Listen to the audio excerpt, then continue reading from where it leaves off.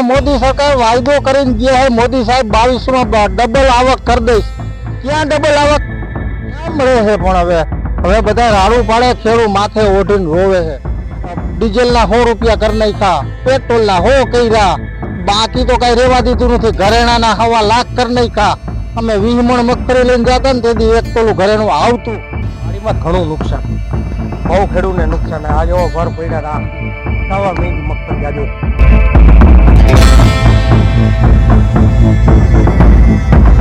સમગ્ર ગુજરાતમાં કમોસમી વરસાદના કારણે ખેડૂતોની હાલાકી ખૂબ જ કફોડી બની છે. અણધાર્યા વરસાદે ખેડૂતોના પાકની પથારી ફેરવી નાખી છે. અત્યારે ધ્રોલ તાલુકાના જયવા ગામમાં ખેડૂત મિત્રો એકઠા થયા છે અને સરકાર પાસે અપેક્ષા રાખી રહ્યા છે કે તેમને નુકસાનનું વળતર મળે. મારી સાથે ખેડૂત મિત્ર છે હંસરાજભાઈ, તેમની સાથે વાતચીત કરીશું. હંસરાજભાઈ, કેવી સ્થિતિ છે પાકને લઈને? પાકને લઈને સ્થિતિ તો બધી ઘાસચારો, ઢોરનો ઘાસચારો પૂરો થઈ ગયો. બીજા નંબરમાં મગફળી કારી પડી જવાની અને માર્કેટમાં ભાવ આવતા નથી. બીજા નંબરમાં સરકારને નમ્ર વિનંતી, જે કોંગ્રેસ સરકાર આજ ખરીદી માર્કેટમાં ખુલ્લી બજારમાં અધિકારીઓને ઊભા રાખીને જે નાફેડ ને બધી સંસ્થાઓ કરતી, સરકારને એવી નમ્ર વિનંતી કે તમે આ ટેકાની વસ્તુ બંધ કરી દો અને વચેટિયા બધા તમારે કેટલા માણસોને સાચવવા પડે. તો સરકાર કાયદેસરની 2000 રૂપિયા, 1800 2000 રૂપિયાનો ભાવ અત્યારે કરે. સરકાર ખેડૂતને કાંઈ જોતું નથી. શું કરવાને? ખેડૂત લાચાર છે. લાચાર એટલા માટે છે, બજારમાં 700 થી માંડીને 1000 રૂપિયા મગફળીના ભાવ આવે, પલરલીના 600 700 આવે અને હારી મગફળીના 1000 વધીને 1100 આવે. તો 1100 રૂપિયામાં તો ખેડૂતને કેટલી બધી નુકસાની ભોગવવી પડે છે. તો એની વાહે વળતર રહેતું નથી. ભાગ્યાને દિયો, પોતાનો ખર્ચો હિસાબ કરો એટલે 7-8 હજાર રૂપિયા તો સામાન્ય 1 વીઘામાં મગફળી પકવામાં ખર્ચો લાગે. હવે બીજા નંબરમાં સરકારને નમ્ર વિનંતી, સારો ભાવ ઉછાળો દિયો અને કાયદેસરનું ખરીદી કરો, ટેકા કરી દો બંધ. અમારે સહાય નથી જોતી. જાઓ. સ્થાનિક નેતા કોઈ સર્વે માટે કે એવું કઈ આવ્યા ખરા અત્યાર સુધી? અત્યારે કોણ આવ્યું હોય? કોઈ નથી આવ્યું હજી. એ ચૂંટણી તાણે બધા હડિયું કાઢશે તેથી આવડે બેસે ને બેસે. અત્યારે કોઈ આવતું નથી. માર્કેટિંગ યાર્ડમાં પૂરતા ભાવ મળે છે કે નહીં? શું માર્કેટ ભાવમાં ભગવાન ભાવ ક્યાં મળે છે? પણ હવે બધા રાડું પાડે, ખેડૂત માથે ઓઢીને રોવે છે. હવે કદાચ છે ને 15-20 મણ મગફળી થઈ હોય, 600-700 રૂપિયા ભાવ આવ્યો હોય, હવે એને કેટલું વળતર મળે? ભાગ્યનો ભાગ કાઢીને પોતાનું 0 પોઈન્ટમાં આવી જાય છે અત્યારે ખેતી. અને બીજા નંબરમાં અત્યારે ડીએપી ના 1800 સરકારે નાખી દીધા. 400 રૂપિયા બાચકું જડતું કોંગ્રેસની વખતમાં 10 વર્ષ પહેલા. તો 1800 રૂપિયા બાચકાના એનપી ના. અને બીજા નંબરમાં તમે ડીઝલના 100 રૂપિયા કરી નાખ્યા, પેટ્રોલના 100 કર્યા, બાકી તો કઈ રેવા દીધું નથી. ઘરેણાના 1.25 લાખ કરી નાખ્યા. અમે 20 મણ મગફળી લઈને જતા ને તેથી એક તોલું ઘરેણું આવતું. અત્યારે 1.5 મણ લઈને જાય તો એક તોલું ઘરેણું નથી આવતું.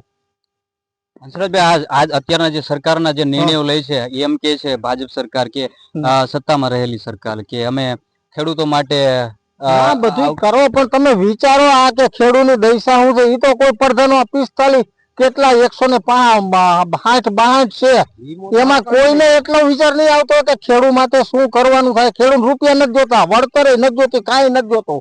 ભાવ હારા દઈ દો બધી વસ્તુના. અને બીજા નંબરમાં મોદી સરકાર વાયદો કરીને ગયા છે મોદી સાહેબ 22માં ડબલ આવક કરી દઈશ.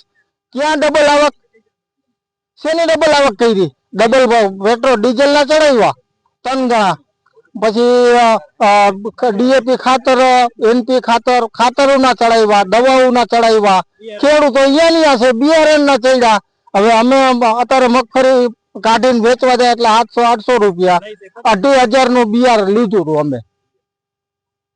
3000-2500. હાલો બસ, જય ભગવાન, જય ભારત. સાથે અન્ય ખેડૂત મિત્ર પણ છે, તેમની સાથે વાત કરે છે. શું નામ છે આપનું? ઉપેન્દ્રભાઈ લાલજીભાઈ. તમારી વાડીમાં કેટલું નુકસાન થયું? વાડીમાં ઘણું નુકસાન, બહુ ખેડૂતને નુકસાન. આજો ભર પડ્યા સવા મહિની મગફળી. આજો આમ ઘરમાં ખવાય એટલી મગફળી સાજી રહી? આમાં હા કાંઈ સારું નહીં રહ્યું. આ વેચવા જાઓ તો મારે એવડો મોટો લાગશે, આમાં કોઈ સંભાળશે નહીં. અને ઢોરાનો ચરોઈ ગયો હાવ. વેચાતી લઈને ખવડાવજો ઢોરાને. હવે સત્તા પક્ષ વાળા પાસેથી શું અપેક્ષા રાખવું વળતર તો હવે આમાં ખેડૂત મરી જાય, દાળિયાને ચૂકવવાના પૈસા નહીં વધે, કાંઈ નહીં વધે. આ ગામ વિસ્તારમાં કેટલાક ખેતરોમાં પાણી ફરી વળ્યું છે? નાગઢ આખા ગામમાં વરસાદ એવડો જ છે. આમાં હદે તળિયે સુધી પાણી ઉતરી ગયું. સરકાર પાસે એક માંગ છે, લેણું આ માફ કરે સરકાર, માણસોનું ધિરાણ બિરાણ હતું માફ કરી દે, બાકી તો આમાં કાંઈ વધે એમ નથી. તમારું નામ શું છે? બોલો બોલો. શું નામ છે ધનજીભાઈ? મને નો નુકસાન જ છે આમાં, બીજું કાંઈ હે આમાં કાંઈ રીયું નથી. લ્યો ને મોંઘવારી વધી ગઈ, એ પછી ખર્ચા એવા થઈ ગયા ખેતીના. તમારું આ ખેતર છે? આપણું નથી. તમે શું આ વખતે શું વાવણી કરે છે? મગફળી જ છે, પણ મગફળી છે અને એમાં કેટલાય ખર્ચા ચડાવ્યા, દવાઈ મુંડા આવી ગયા ને એમાં આ કદાચ પાક પલળી જાય પછી ખેડૂતોનો ઉધાર કઈ રીતે? પુષ્કળ થઈ ગયો ને એ માથે જતા આ નુકસાની આવી. લ્યો બે હારી પણ ખર્ચા થઈ ગયા ખેડૂતને, કયો નીંદવાના કે એ બધા જી ગણો મજૂરીના, અને હવે એમાં આ માંથી નુકસાની આવી. હવે હા, તો આ હતા ખેડૂત મિત્ર ધ્રોલ તાલુકાના જાયવા ગામમાં. જ્યારે અમે સ્થળ પર પહોંચ્યા ત્યારે ખેડૂતોની વેદના તમે જોઈ જ હશે. હવે એક જ અપેક્ષા રાખી રહ્યા છે કે સરકાર તેમની જે વેદના છે તેમને પરખે અને વહેલી તકે તેમને વળતર આપે. નમસ્કાર.